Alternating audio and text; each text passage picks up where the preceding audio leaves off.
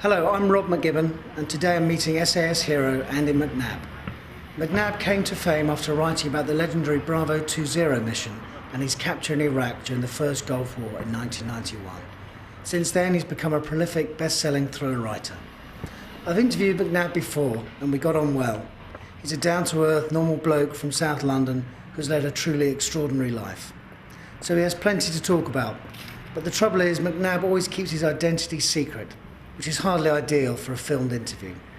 So what follows is an insight into all aspects of McNab's life, but sadly, all you'll see of the great man is a very large shadow and a rather fetching table lamp. But hey, who am I to argue with a man from the SAS? Andy, I'm not so used to interviewing a silhouette as such. So can you explain, for the people that don't know, why you have to not appear, as it were? Yes, yeah. It's during my army career, I spent 10 years in the Special Air Service. I was 18 years in the Army, 8 in the infantry, 10 years in the Special Air Service. And a lot of that time was during the war in Northern Ireland. So I was a member of an organisation called 14 Intelligence Group, and it was an undercover operations organisation well, for me it was in Derry. I spent a couple of years there as a surveillance operator and information gatherer. And because of the activities of that, showing my face could potentially put the Irish guys who were part of that organisation who still lived there, put them at risk. And also I've had a number of death threats. I've had 3 death threats that are sort of tangible death threats. So one of them was a fruit, which was sorted out anyway. He was just a lunatic. Yeah, just a lunatic.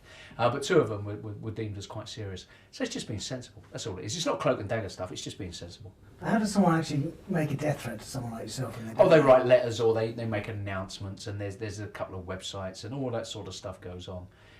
And then obviously the fruit just wrote to the publisher. And that was sort of really quickly sorted out. But it's nothing to do with your Iraqi experience and none of that. It's all to do with the counterintelligence war that was going on in Northern Ireland. Is there a part of you that sort of regrets not having a bigger sort of profile, as it were? No, in fact the opposite.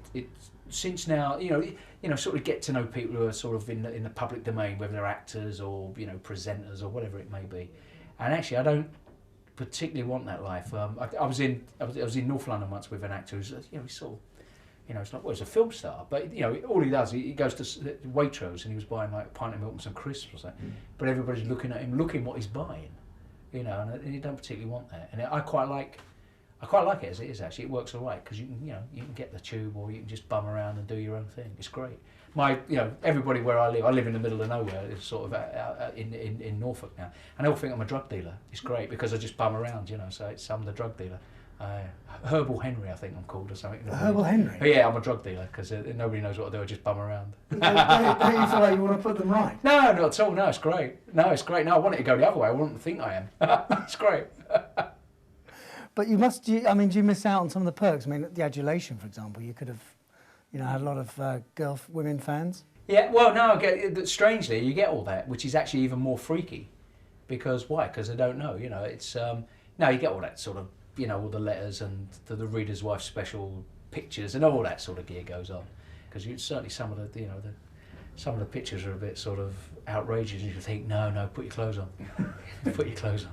How do you deal with it on an everyday basis when you're just sort of making acquaintances with it, when you're out socialising and people ask what you do, and do you have an ongoing sort of cover story? No, do you know it's quite interesting where if you like my life revolves around whether I'm the work life, where it's all the McNab stuff and all that sort of stuff goes on, and then there's a crossover with those people in the media who sort of know me and know where I live and know my family, all that sort of stuff, and there's the other sort of social setup tends to be with people who've known me for years anyway. So it's very rarely you sort of bump into different people who you have to have some sort of form of cover story, really, and that's why I quite like this, being a local sort of drug dealer. I must be, because I've got here and I've got the big house and all that gear. So, but what does he do? He just walks around with his arse hanging out in shorts and flip flops, sort of thing.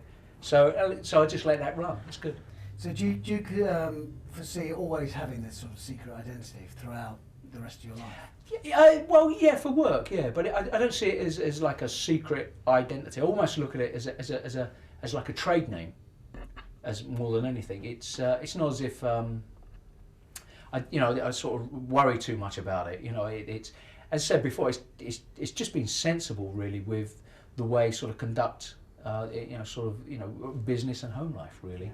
So it's not cloaking, not hiding in doorways, none of that sort of stuff. It's just being sensible about it. But you have several names. Do you have your real name that you use? Yeah, well, most people just call me Dickhead as opposed to the real name, like, you know what I mean? It's like, your mates say, all right, Dickhead. But no, it's just, if you like, a brand now, which has become a brand. So there's Andy McNab the brand, and there's me. Can I just ask you a couple of questions about your private life? Sure. Are you on your 5th marriage now? Yes.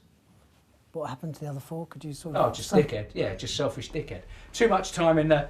I think it wanting the best of both worlds, I think. It was, certainly as a young soldier, it's not happening now, but when I was a young infantry soldier, there was encouragement to be married because you got no benefits. If you posted away overseas, you couldn't take your girlfriend. Well, you could, but actually what happened is that there would be no support. That's changed now, thankfully. But what it led to was a lot of soldiers getting married, and then as soon as you get posted, a lot of divorces. So if you go to a garrison town, there's German women, Cypriot women, Belizean women who have come back and the marriages have gone wrong because it's all about, well, we're being posted, so I better get married. That's changed now. So a lot of that, and actually being selfish, being a bit of a dickhead really, wanting best of both worlds, wanting to be sort of like, in a sass and all that sort of stuff, and at the same time thinking that they could do the sort of the marriage bit, and that's where it went all wrong. What sort of husband do you make, apart from being a temporary one in those previous ones? But what sort of? A temporary one. It was trying to get that dividing line. Certainly coming back from jobs, you'd be away for 7. I went away for 2 years once, come back for about 5 weeks each year, and so coming back, I still thought that I was still sort of doing the same thing. And myself and another 2 guys come back from this job. And we go, right, you're going out tonight? And it didn't actually think that actually what you should be doing is staying at home. And it was just a natural sort of thing to do, or, we're going out, or, going training, or, say, well, actually, no, it's like Sunday morning, you should be home and cutting the grass. So it was, I couldn't actually get my head around, like, if you like, the 2 lifestyles. And there's a few people who have done, but, a very close mate who still lives in Hereford is the only one I know who's had a continuous marriage through the regiment, and kids are now old and all that sort of stuff. But people are a bit selfish actually, because which certainly the regiment demands anyway. So you haven't got a choice. You can do it both, but most of us are too thick to understand that at the time because you just want to play soldiers. Now you're an author and a sort of more stable figure, I presume. Is this marriage going to last? Are you different? Yeah, it better do. Yeah, the last one cost a fortune. It better do. Cost you? I'm not going to say it was like could have got a yacht. But it's all right. It's good. How wealthy are you now, Andy? Well, like rich and I'm rich. Yeah, it's great. It's great. It's how great? Give me an example of what this sort of this life as a best-selling author has brought you. You have that sort of period where you go, this is good, and you get all the toys. Now I've done all that, and I've had like the boat and all that sort of stuff. You had a boat? I had a boat, in Italy. Yeah, it was great. But then it's like boat. I've had a racehorse, all that sort of stuff, and you think, well, actually, it's all right, but it doesn't. It's just sort of like attachments, really, aren't they? They're just like. They're all right, and they're good to have, and it's fun, and I've done it, and all that sort of stuff.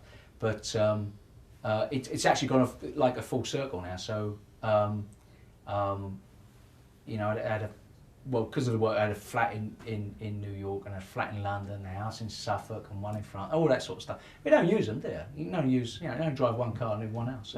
So all that's gone now. So it's, got a house in the UK, got a house in Italy, and that's it. It's great.